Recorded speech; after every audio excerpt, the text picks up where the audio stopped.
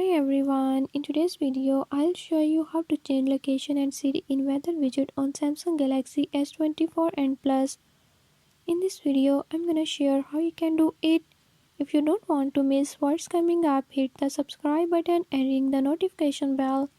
Watch complete video and learn how you can do it. Let's watch the video.